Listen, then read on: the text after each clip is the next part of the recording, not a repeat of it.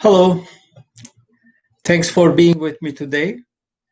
And I hope the transmission and the YouTube definition of the video would be fine. We're having a crazy day here in Toronto. The weather is lots of thunderstorms around Toronto and elsewhere in Ontario that have affected, I think, some of the internet providers. In any case, first of all, I just hope that this you are well and that this pandemic has not been too difficult and too painful for you and for your loved ones. For sure, though, this pandemic has been difficult for the classical music industry and for musicians. So throughout this 1 hour that we have, each time I mention musicians or classical music, I think you can assume also the same goes just about on everything that I say on for performing arts organizations and artists that work in this industry. It is certainly an existential threat to many organizations and for the careers of many artists. Last spring, musicians and orchestras lost their engagements with the cancellations of performances.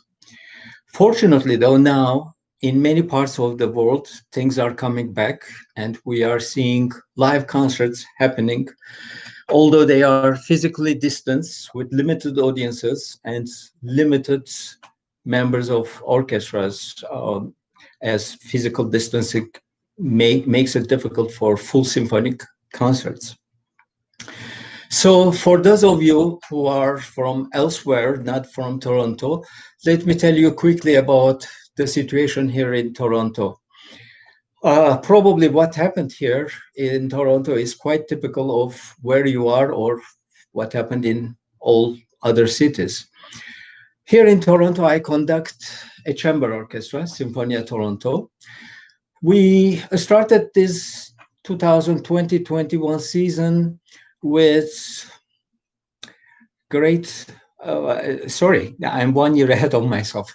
2019-20 season, very well. We had a nice season set up. We began in September with a tour of China, and we came back in October and we started this series, our subscription concerts. We played some out of town concerts and we played 5 of our subscription concerts. The last one was at the end of February. And of course, in March, we went into a lockdown. So we canceled everything we had for the remainder of the year, including a tour to Northern Ontario, which, of course, those are complicated things. It was with air flights, air travel. So it meant to spend quite a few hours for our admin to reschedule things. So we scheduled things to September. And we had 2 concerts in September, which we included the tour to Northern Ontario. And situation right now in Ontario and in Toronto is improving. So the daily infection rates of the coronavirus are going down, fortunately. And however, the indoor concerts are still limited to 50 audience members. So we have actually canceled just recently our September tour and September concerts. Like many of you, really, since the beginning of this pandemic, I find myself constantly rescheduling things, rearranging concert programs just to fit what is happening that particular week. So usually I know my own concert schedule 3-4 years in advance. And now I just had to postpone and cancel not only with my engagements with Sinfonia Toronto, but also in the beginning of October, a tour to England and Italy. So we will be postponing those to the next season. So what has happened right now is our hectic pace of rehearsals, concerts, and touring have slowed down and almost stopped in some parts of the world. Um, we are in Toronto with Sinfonia Toronto. We are hopeful that we will soon, in a week or two, be able to make a major announcement regarding the 2020-2021 season. We're working on some exciting projects, and I hope to be able to share them with you in a couple of weeks latest. And I must say, we're not the only ensemble that is rearranging things. Many large orchestras and opera companies, many performing arts organizations basically canceled everything until 2021, and some of them even into next spring. And of course, we at Sinfonia Toronto are a chamber orchestra. And being so, for us, is a bit easier. We can fit on any stage or any space easily, and we can still maintain our physical distance and be able to perform our regular program. So there are now some concerts happening and some music festivals this summer that used some streaming and some limited audience members. And some major orchestras participated. And what has been happening is they are basically playing small chamber ensemble concerts because the stage is simply not enough to have meter and a half or 2 meters distance among players. So this is a problem for symphony orchestras. So there, many of them are playing repertoire that we play all the time. Um, and some of them do well, but in some cases, when they're using the entire string section of an orchestra, which I just heard actually last week, one performance that I think it was, to me, it was almost unrecognizable, the piece of music, because they did use an enormous size of a string section in a huge stage that they could physically do physical distancing. And it was Elgar's Serenade for Strings. And the slow movements almost had a Wagnerian sound and very heavy. So it lacked that intimacy of chamber music and chamber orchestra feeling that piece needs. So we have all had really some additional time in our hands, and thinking positively, this has been also an opportunity to reimagine things as we have more time now.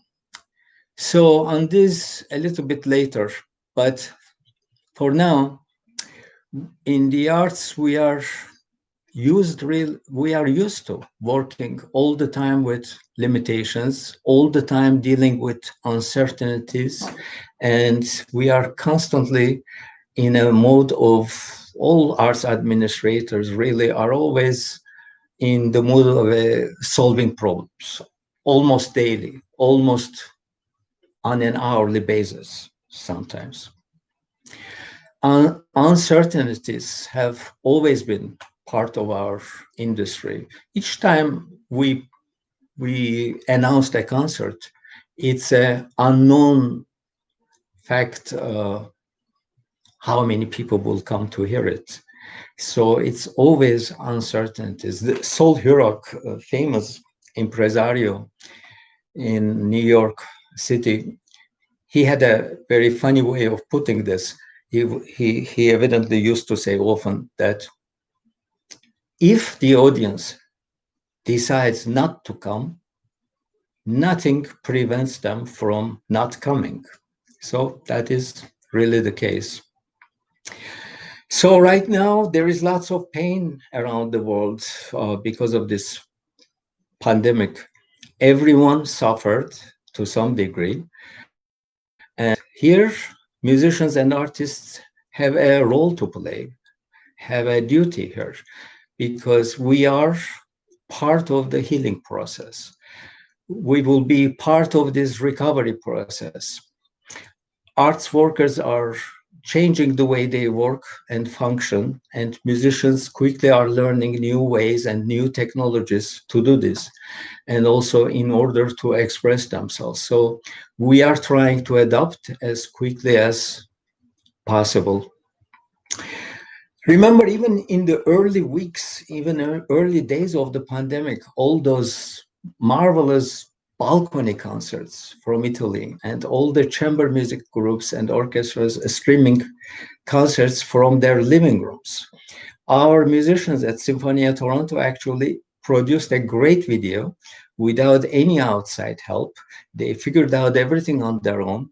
They each played from their homes, and they played Khachaturian's famous Masquerade Suite. And they managed all the technical aspects of this production all on their own. So I'm really proud of them. If you haven't heard it, it's on this channel that you are watching this stream. There has been lots of free streaming of music around the world. There are weekly emails that I get from musical organizations and websites. And my feeling about this is that the free streaming of music really needs to end now. At least by larger organizations like orchestras and opera companies, simply because the immediate season that is coming up, we will all depend on some income from streaming. It is with physical distancing, every hall pretty much will be down to a quarter of capacity or maybe one third at best of their capacity. So to sustain orchestral concerts or opera performances is not possible. So everyone will have to rely on this, and would be great that some organizations stop streaming freely once the season starts. I know it's not possible to come to an agreement by everyone, but certainly it is going to be a major concern in the coming season, and perhaps even the next 3 years or so. So with my own free time this summer, I have been thinking about a few scenarios for the future. But I'll tell you what, I will do that later. For now, I have some coffee here, so I'll tackle some of the questions that were emailed earlier.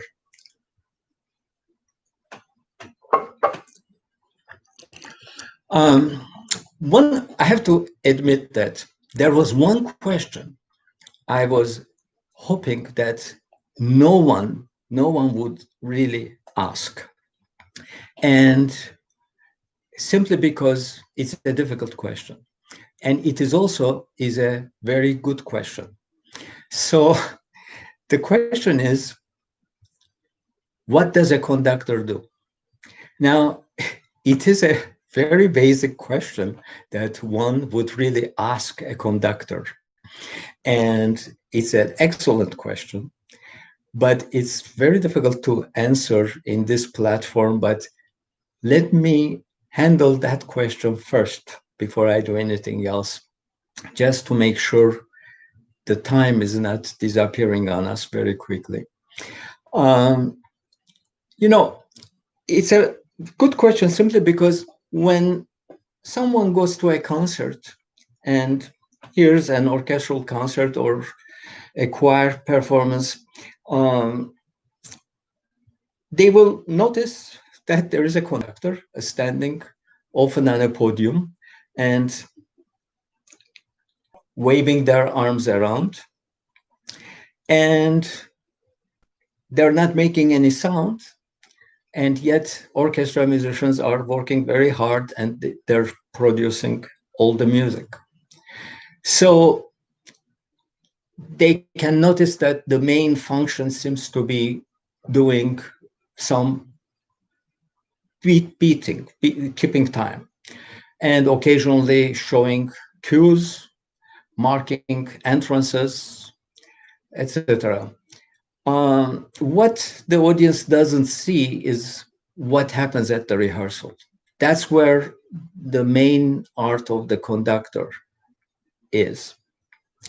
It's how the conductor prepares, whether it is one rehearsal or 5 rehearsals, that in this span of time achieves the result, and the concert happens with his vision, hopefully with the conductor's vision. So conductor first must be a musician, must know and must understand the instruments, definitely know the score and understand the music, and be able to relate his ideas or her ideas to the members of the orchestra during this rehearsal time.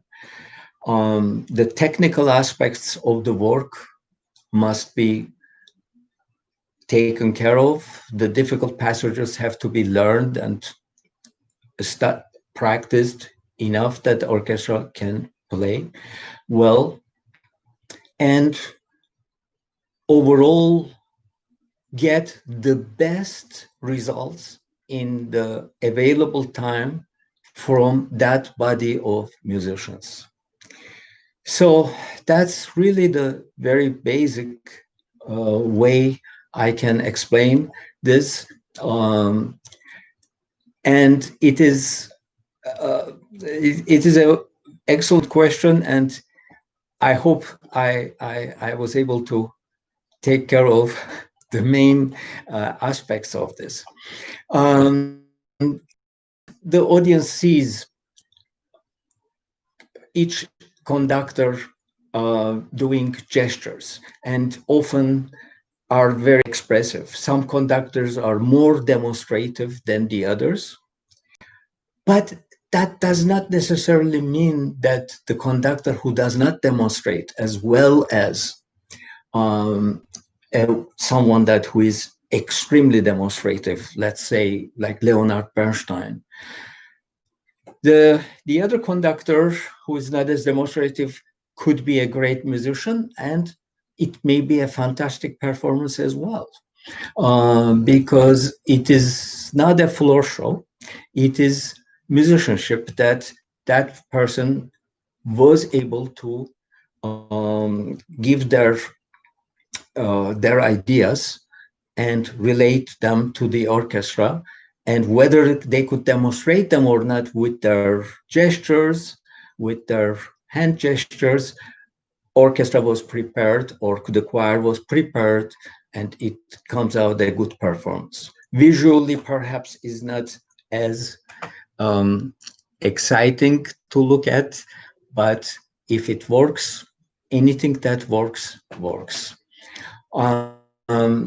The technical aspects of conducting, the Baton technique, so-called Baton technique, are actually very simple.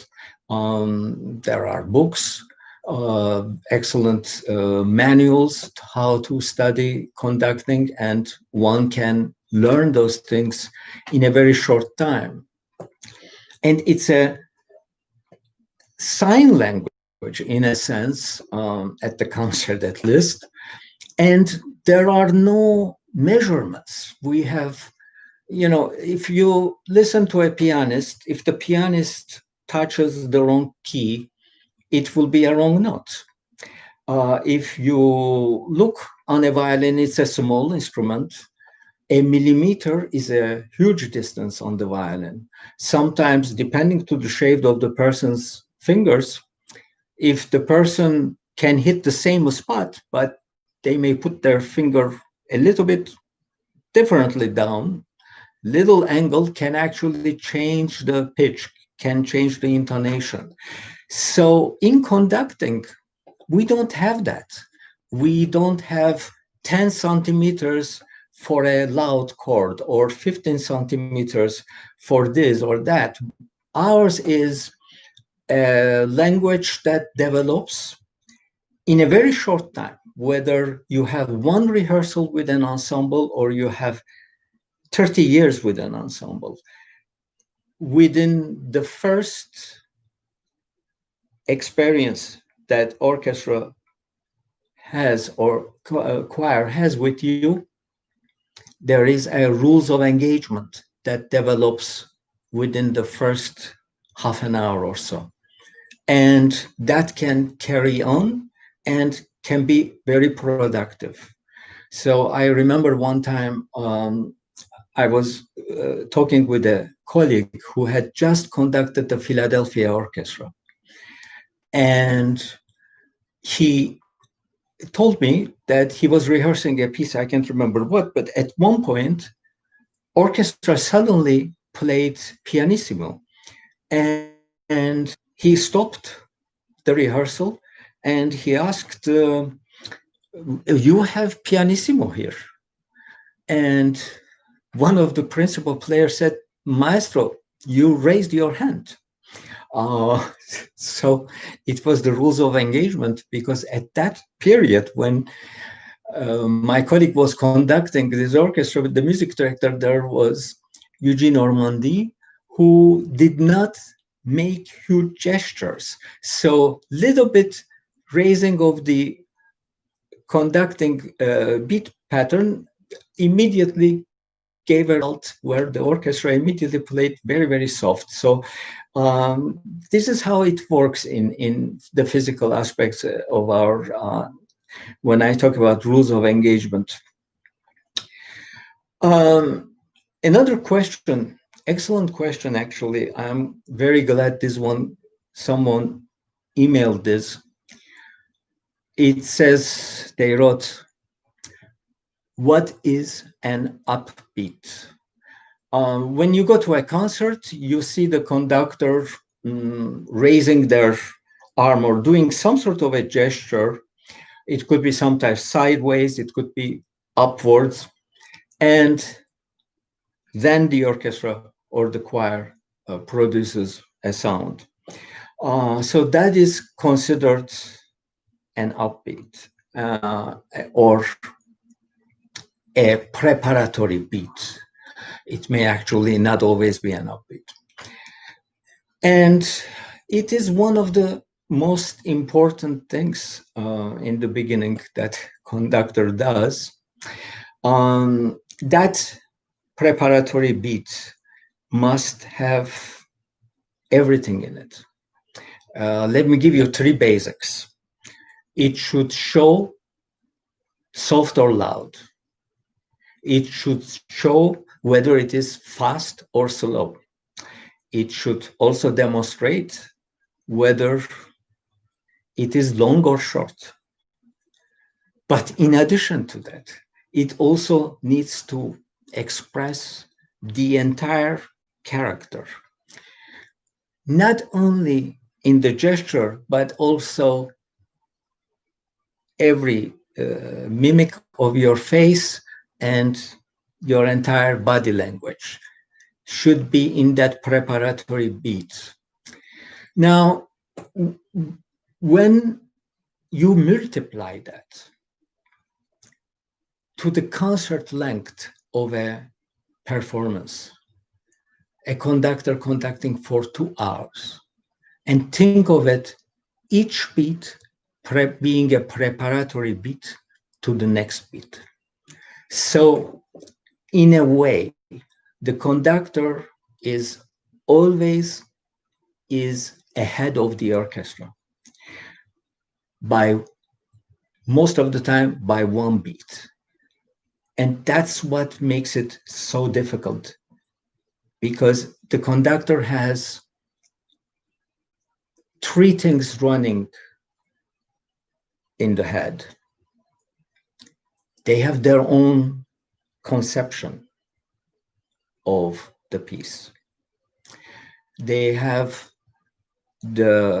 what is happening at the moment, and then what is about to happen.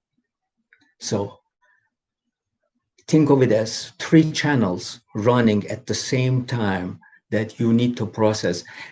And that's particularly is very difficult at the rehearsal time, because if the conductor has a very, very strong conviction about how a piece should go, there is a tendency to sometimes ignore what the orchestra, what the choir, or whatever ensemble is doing, so that your own conviction, your own singing takes over what they are doing.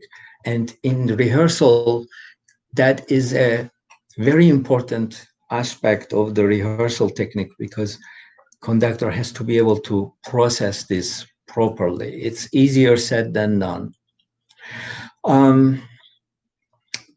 Here's another question. What are your considerations in programming concerts or a season?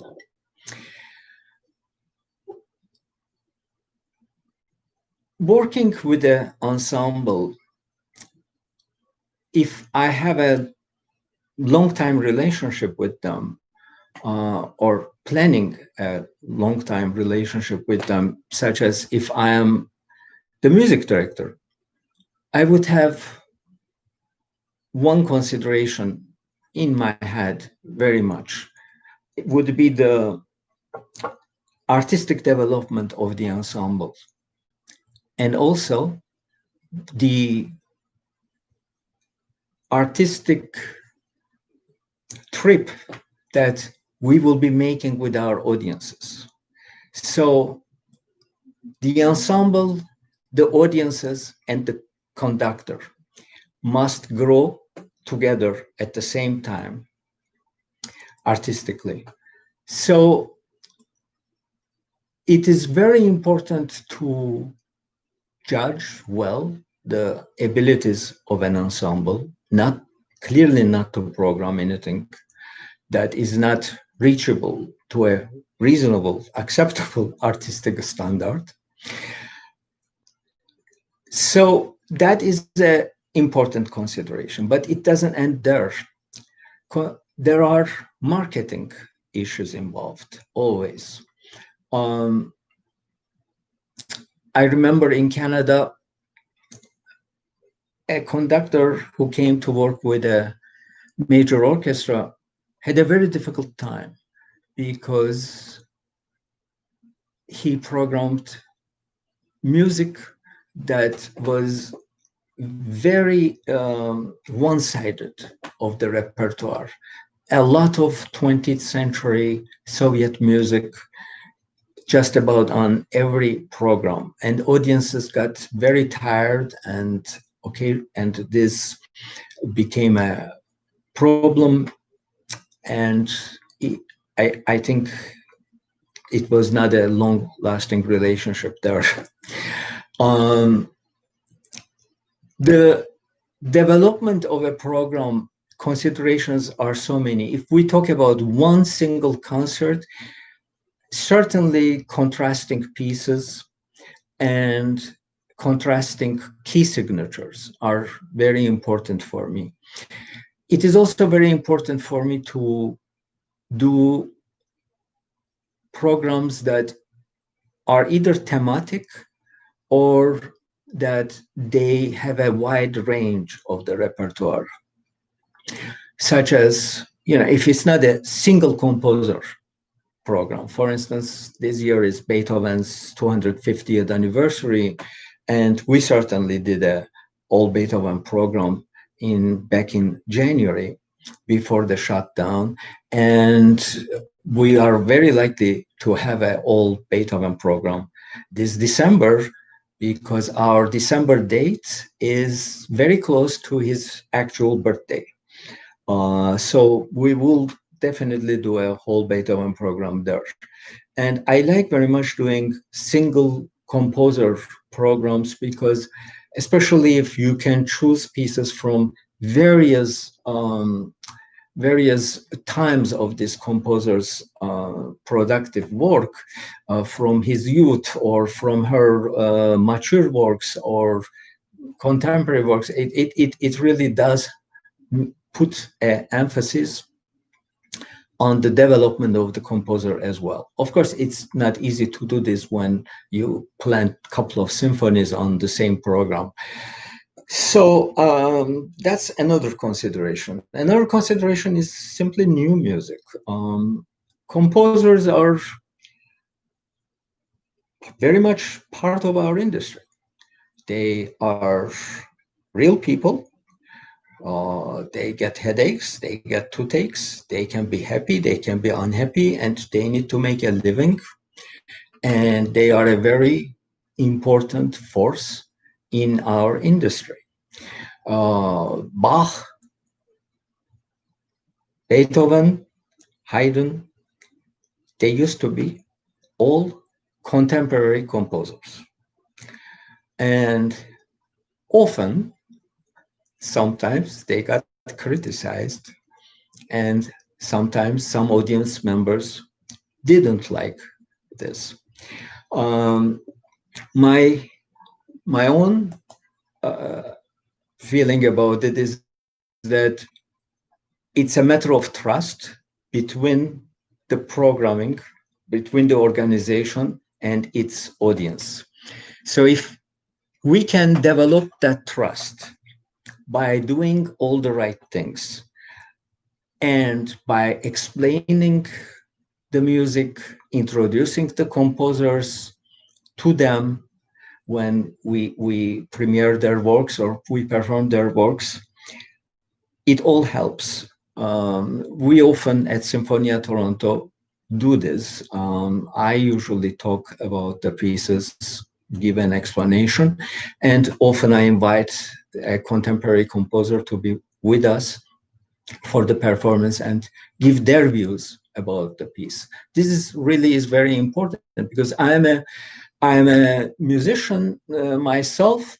I lived all my life in music, but if I was to go to a concert and it was going to be a totally new piece, it would in fact be challenging for me, even though it is for the very, very first time I'm hearing this piece. I think this goes to everyone. So to explain to the audience what is in that pieces and what to listen to is a very important duty of the presenter. And we all need to do that. Thematic programs are very interesting. With Sinfonia Toronto, I actually did two seasons like that. The first one was, I believe, 2002, 2003 season. And that I remember the date because of the Gulf War, the second Gulf War. Remember that all over the world, there were tremendous amount of demonstrations about the oncoming war because United States was trying to attack Iraq and Afghanistan, and there was anti-war demonstrations. And during that period, I programmed that particular season with the thema. I think it said something like playing for peace. Playing for peace. And every concert had a program, had a work on the program that was either inspired from wars or was written during a war. For instance, Bieber's Battaglia from Baroque period, or every concert we had Shostakovich Opus 110, which he saw it after the destruction of Dresden. Every program had a piece like that. The other thematic program was about the environment, and that was before the environment became one of our biggest concerns and one of our most existential threats still. This pandemic is simply part of it.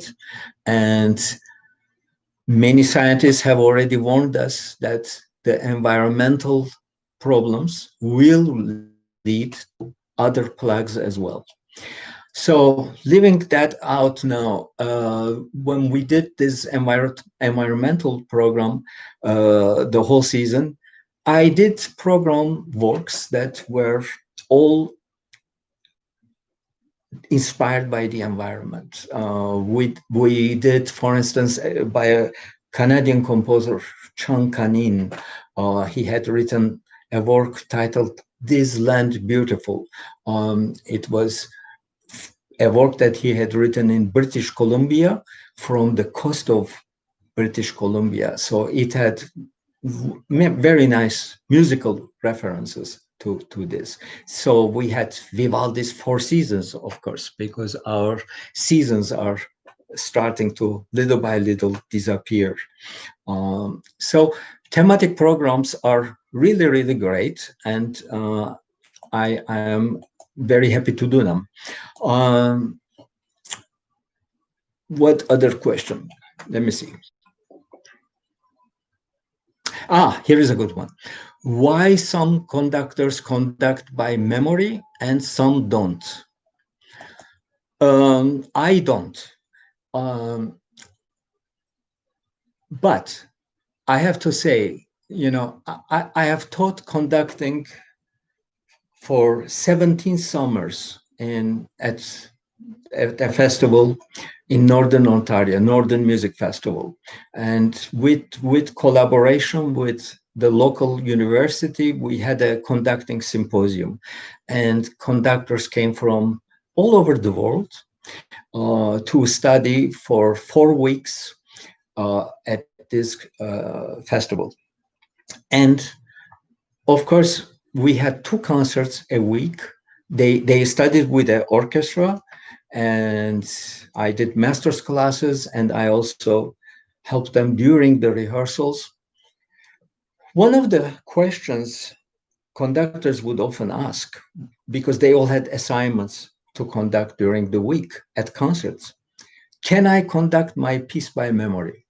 Well, they have, let's say, 7-minute long piece, and they want to conduct it by memory, which is understandable. But my rule was, and my standard answer was, yes, you can conduct by memory if you can write for me the first 10 measures complete with instrumentation. So what I'm trying to say is that I don't like when people conduct by memory and their only concern is the melodic line. If you don't know every note, don't conduct by memory. And frankly, we all know that it is quite impossible to conduct concerts every week, sometimes more than one program a week, and to do so all by memory while you are remembering supposedly billions of notes, little black and white notes. That is humanly impossible. So my feeling about it is that if you can conduct almost by memory, still keep the music, because this is a very important thing, and it is also a very important thing for the psyche of the ensemble. I am a former violinist. I served as concertmaster for a few years, and I always felt really nervous when conductor came and had no score in front of them. And often they would make mistakes also. These things happen. Sometimes audience doesn't realize it, and orchestra or the choir saves them. But it is really is something that nerve-wracking for the musicians on the other side of the baton. So it is important to know the piece almost to the point of memory. Um, and memory comes easier for some, but it's a habit that one can learn over time. So what else? What other question? Okay, this one is from a subscriber of Sinfonia Toronto, because it refers in the question to our orchestra. And here is the question. It says, what factors do you consider when deciding whether to transcribe a piece of music not originally made for a string orchestra, but you do it for Sinfonia Toronto?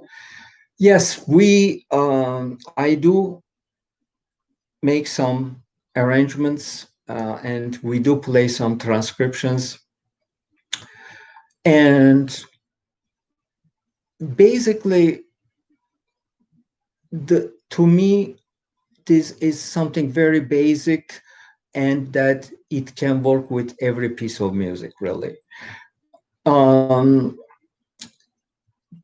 Transcriptions were part of our industry back before it became so politically correct in classical music industry. Before we became really purists, Bach made arrangements, Beethoven made arrangements. Um, Last January, for the Beethoven's anniversary, we performed a, a string sextet of the Sixth Symphony of Beethoven. And this was done during his time. And he himself made some transcriptions of the Third Symphony, the fantastic Eroica Symphony. So it is really something that it disappeared for a while, but now it has come back. I think 21st century is much more open for these kind of ideas. So I don't have a particular factor in consideration. If it's a great piece of music, the most important key for me. So the second question from this same person, same subscriber of Sinfonia Toronto is, do certain types of compositions transpose themselves better than others?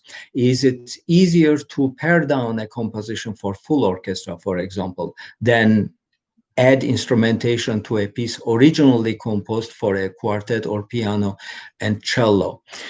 Well, it is easier to pare down, but to do the other way around, one has to be very skillful at it. One thing comes to my mind is actually Dmitri Shostakovich's string quartets. Shostakovich, during his lifetime, authorized his friend Rudolf Barshai, great viola player and conductor, who transcribed some of Shostakovich's own string quartets. In some of those quartets, he actually added winds. And it is done very skillfully and with collaboration with Shostakovich. But one really doesn't want to do this if it is not going to make musical sense. I have never done it personally myself. I mostly take chamber music works and add to them double bass and whatever else is necessary, some division lines to be able to cover all the lines. But in terms of adding instruments that were not intended originally to enlarge the ensemble. It's a little trickier. And here is another subscriber of ours, again, because it refers here to some of our concerts. It says, I love your dedication to modern and contemporary composers, especially Canadians. Hearing Mozetich's Affairs of the Heart some years ago was sublime. He's welcome back anytime. How do you figure out when and whom to include in your repertoire? For those of you who are not familiar, Canadian composer Marian Mozetich is incredibly talented and one of Canada's most important composers. And referring to that Affairs of the Heart, which we have performed twice now, it is a violin concerto, and it has a very interesting descriptive title. Marianne is very, very skillful in choosing titles that fit the music, but also have a marketing value. The Affairs of the Heart was last time when we did it was performed in this context. Now, in January, Mozart's birthday happens on January 27th. So we always have a concert around that date, either 25th or 26th. Sometimes we've been lucky that our concert was actually on the day of his birthday. So I did a program titled Mozart and Mozetich. And what I really like is to juxtapose the modern or contemporary composers with a standard repertoire, because I am not a big fan of all new music programs or all new music festivals. They are great for those who are absolutely devoted and those who are in the industry. But in terms of general audience,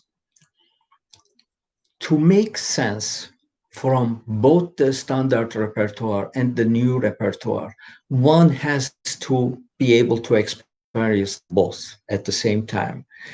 You can't be very happy person if you haven't experienced sadness. So to me, it's the same idea here. To put it in context is more important to program them that way. Another question, which I like very much, what repertoire choices will be like in the age of live streaming?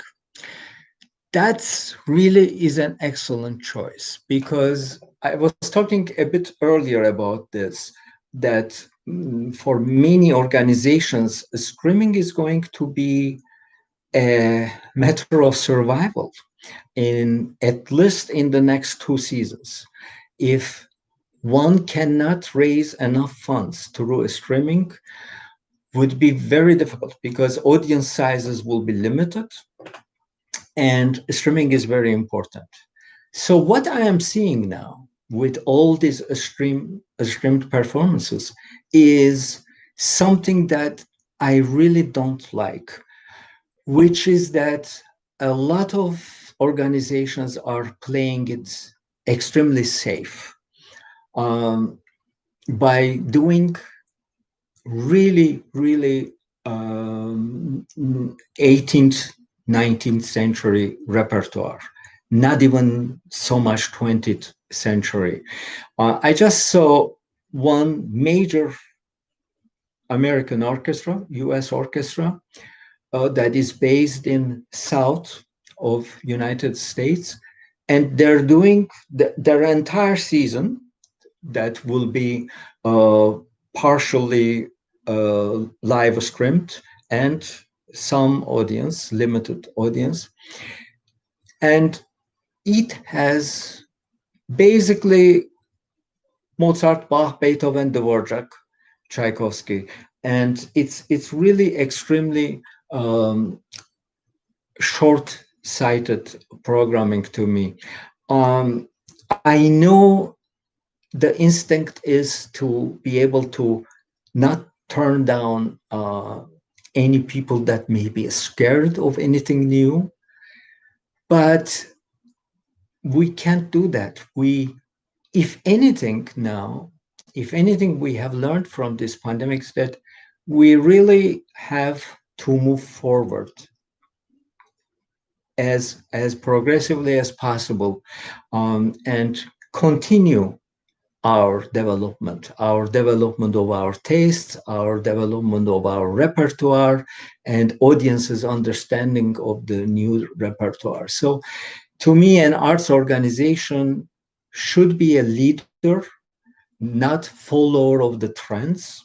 And if we can't do that in this pandemic period, we are never going to do it. We need to be able to do this. So actually at Sinfonia Toronto, if we proceed and announce the new season soon, we will be looking to our programs to fit the new realities.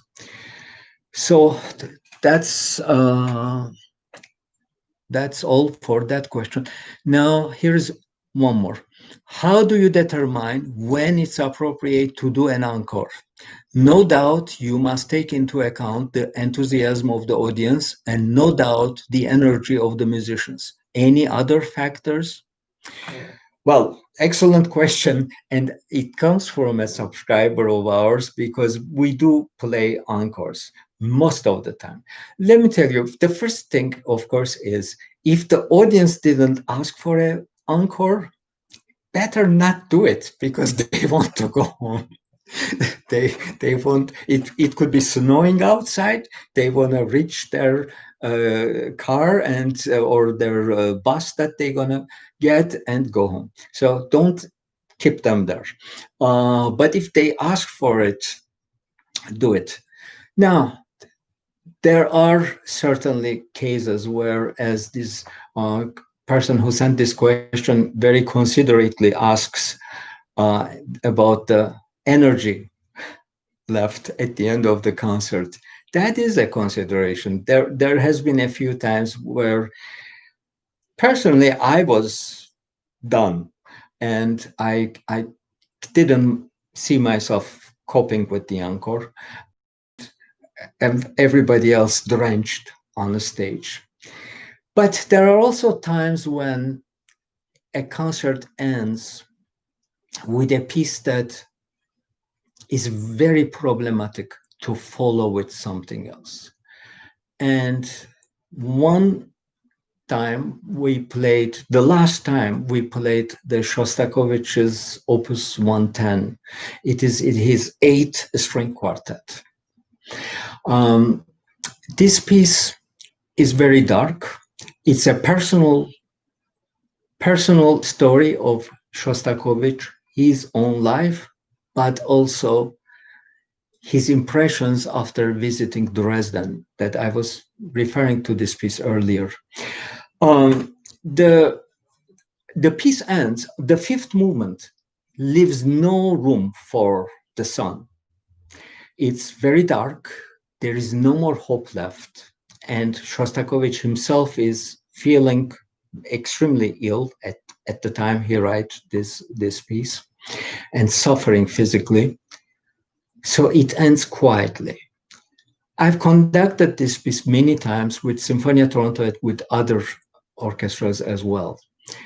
And the moment right after it ends, no matter how careful I am trying to make sure that there is some quiet time at the end after the last chord has died, that applause almost ruins the atmosphere, the loud applause.